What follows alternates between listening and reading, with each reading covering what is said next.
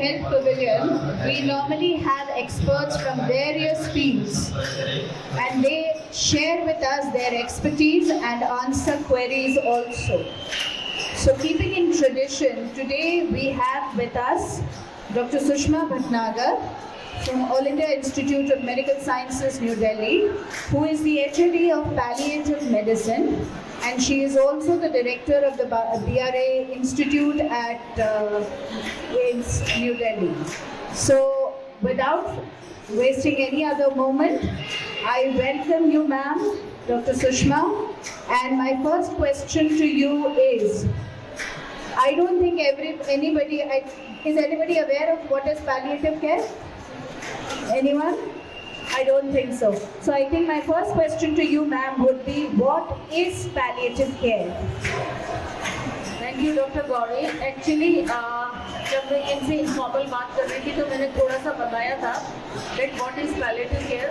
Basically सी बीमारी सबको होती है, कभी हमको ऐसी बीमारी होती है जिसका हमको 100% पता होता है कि हम ठीक हो जाएंगे, जैसे कि मलेरिया है या डेंगू है, मोस्ट ऑफ द टाइम ठीक हो जाते हैं हम लोग, खांसी जुकाम है।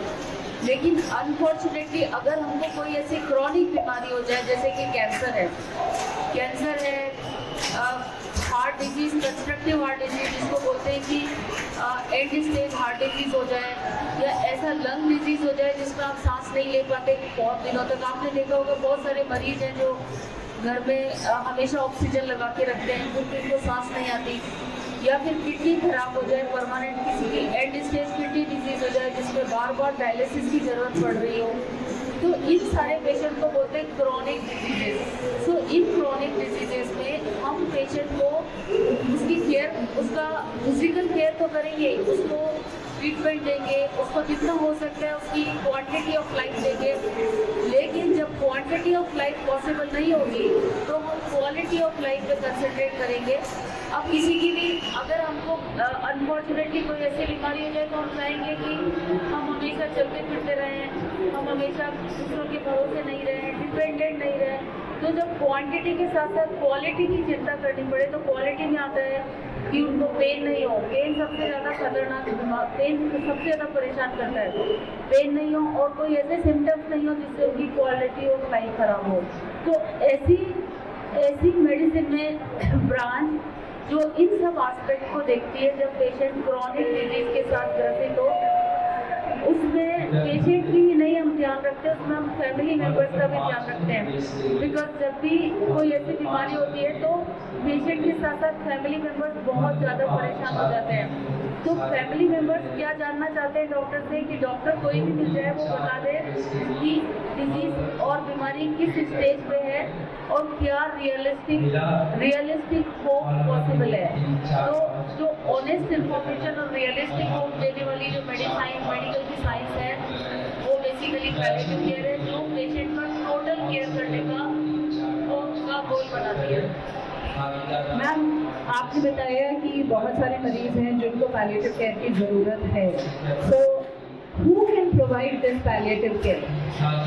So basically medical council of India ने ऑल्सो पैलिएटिव केयर एक सेपरेट स्पेशलिटी बना दिया है। वैसे अब पोस्ट ग्रेजुएट प्रोग्राम है मेडिकल पैलिएटिव केयर का, लेकिन हर डॉक्टर को राइट फ्रॉम द बिगिनिंग ये आना चाहिए कि बेसिक नॉलेज होनी चाहिए कि जब भी कोई पेशेंट किसी बीमारी से परेशान हो रहा है तो उसको खाली बीमारी के अलावा बीमारी का, जैसे एग्जाम्पल लेते हैं अपन, एक ब्रेस्ट कैंसर की पेशेंट है, वो डॉक्टर के पास गई, अर्ली स्टेज में गई या मिडिल स्टेज में गई या लेट स्टेज में गई, उसका पहला चीज़ होगा कि डॉक्टर उसको बताए कि ट्रीटमेंट पॉसिबल है कि नहीं है और बीमारी ठीक होगी कि नहीं होगी।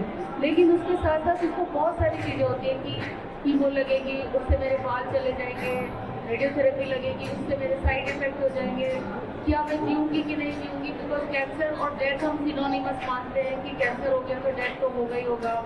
क्या मेरी डेथ बहुत दर्द में होगी, बिकॉज उन्होंने हमारे देश में बहुत कम लोगों को दर्द का इलाज मिल पाता है, तो क्या मेरी डेथ दर्द में होगी, क्या मेरा एंड बहुत सफरिंग के साथ होगा। तो ये जो बेसिक चीज़ है वो सारे डॉक्टर्स को आनी चाहिए। तो पहली चीज़ तो ये है कि सारी मेडिसिन में right from the beginning MBBS curriculum में लोगों को बेसिक पता होना चाहिए।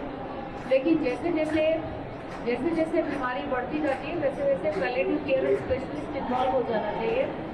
बेसिकली पैलेटिव केयर स्पेशलिस्ट के अलावा ये मल्टी डिसिप्लिनरी अप्रोच है जिसमें रिहैबिलिटेशन का रोल है, डाइटिशियन का रोल है, नर्सेज बहुत इंपॉर्टेंट रोल अदा करती हैं और वॉलेंटियर आप जैसे लोग भी बहुत मदद कर सकते हैं इसके अंदर।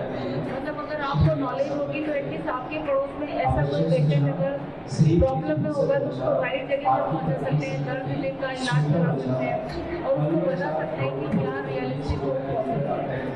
मैम इसमें फैमिली भी किसी प्रकार से जो है जुड़ सकती है टू प्रोवाइड पैलेटिव केयर। बिल्कुल, हमारे यहाँ पे इतनी सारे पेशेंट्स की घर वाले जो हैं वो अल्टीमेटली अनफॉर्चुनेटली उनके घर वाले चले गए, लेकिन वो हमसे अभी तक जुड़े हुए हैं और वो बाकी मरीजों की केयर करते हैं क्योंकि उन्होंने देखा है, उन्होंने भुगता है, उन्होंने सफ़र किया है कि किस तरीके से जब एंड स्टेज आती है किसी भी क्रॉनिक डिजीज की तो कैसे घर वाले परेशान होते हैं। तो वो जो उन्होंने एक्सपीरियंस किया है उसका अपने एक्सपीरियंस को यूज़ करते हैं और दूसरों की मदद करते हैं।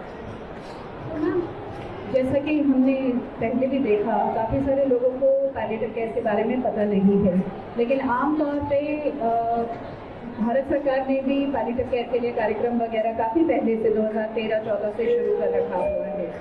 तो क्या वजह है कि पैलेटिव केयर इतना पॉपुलर नहीं है? ये बहुत ही अच्छा सवाल है कि पैलेटिव केयर इतना पॉपुलर क्यों नहीं है। बिकॉज मुझे ऐसा लगता है कि हमने बहुत इग्नोर किया है इसको शुरू से। पहली चीज़ कि एक्चुअली में ये जो मेडिसिन इनकम्प्लीट है अगर हम पैलेटिव केयर की टीचिंग शुरू से ना दें तो MBBS में पता नहीं था, MD करते समय कि स्टूडेंट को पता नहीं होता पैलेटिव केयर क्या है और अब सडनली हम बाद में सिखाते हैं जब एंड स्टेज आती है कुछ हॉस्पिटल सिखाते हैं कि पैलेटिव केयर क्या है। तो अवेयरनेस की कमी डॉक्टर्स में, नर्सेस में और पब्लिक में, तो पब्लिक में भी बहुत अवेयरनेस की कमी है। अगर पब्लिक खुद जान जाएगी, इसीलिए हमने ये लेक्चर डॉक्टर गौरी ने ये लेक्चर रखवाया है कि अगर पब्लिक को पता होगा और अनफॉर्चुनेटली आपकी दोस्ती में और आपकी रिश्तेदारी में या आपके घर में किसी को इस तरह की बीमारी होगी तो आप खुद डॉक्टर से जाके बात कर सकते हैं कि क्या आपके पास पैलेटिव केयर फिजिशियन है इस अस्पताल में।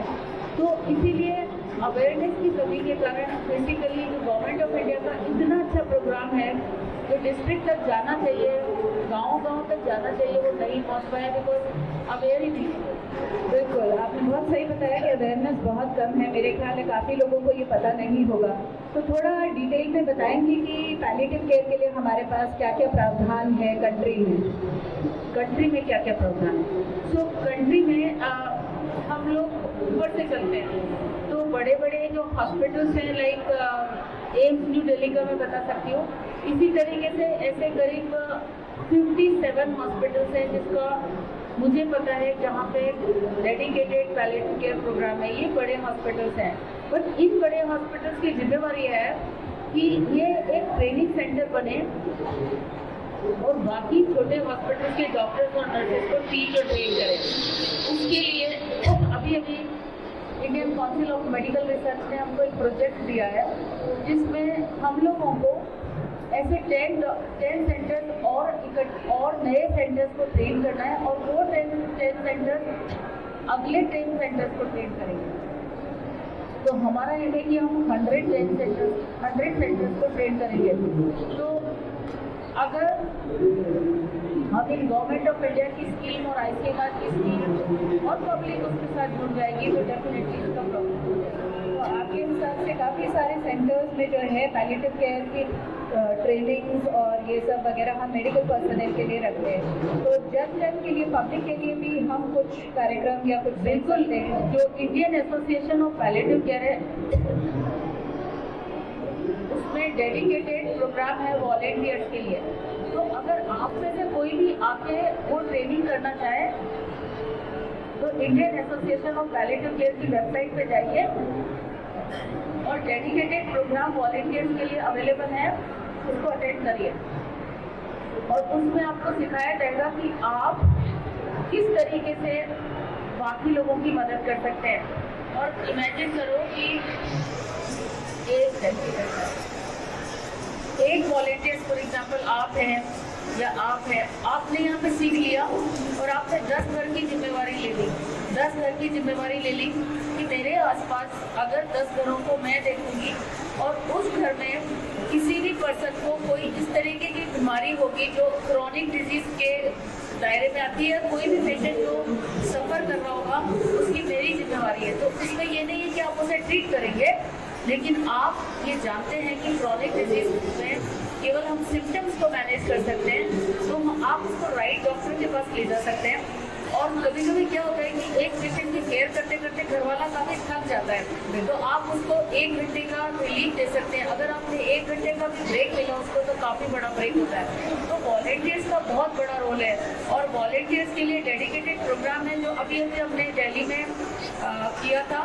तो अगर आप लोग चाहें तो आप वॉलेंटियर्स के प्रोग्राम को अटेंड कर सकते हैं और आप भी तो ministry of health and family welfare जो इतना बड़ा प्रोग्राम चलाना चाहती है कि पैलिएटिव केयर घर घर में चला जाए, कोई पेशेंट सफ़र नहीं करे, कोई पेशेंट की डेथ दर्द में ना हो, कोई पेशेंट सफ़र करता हुआ ना जाए, तो वो सब में आप मदद कर सकते हैं। Thank you so much doctor Sushma.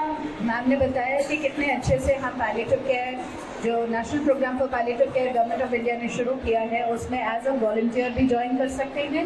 And also हमारे पास इतने सारे सेंटर्स जुड़ रहे हैं साल दर साल जो कि palliative care tertiary care level पे प्रोवाइड करेंगे। तो मैं तहे दिल से आपका धन्यवाद करती हूँ ma'am. Is anybody wanting to have some question with Dr. Sushma? We can take some questions from the audience in case we have any. You want to ask something? Is there any helpline number or something? So how to reach out to? No. Okay. That's it. Thank you very much. Thank you, ma'am. Thank you very much. Okay, so अपने अपने जगह पे जाओ और 10 घर की जिम्मेवारी लो और Indian association of palliative care की साइट पे जाओ और वॉलेंटियर्स का प्रोग्राम अटेंड करो।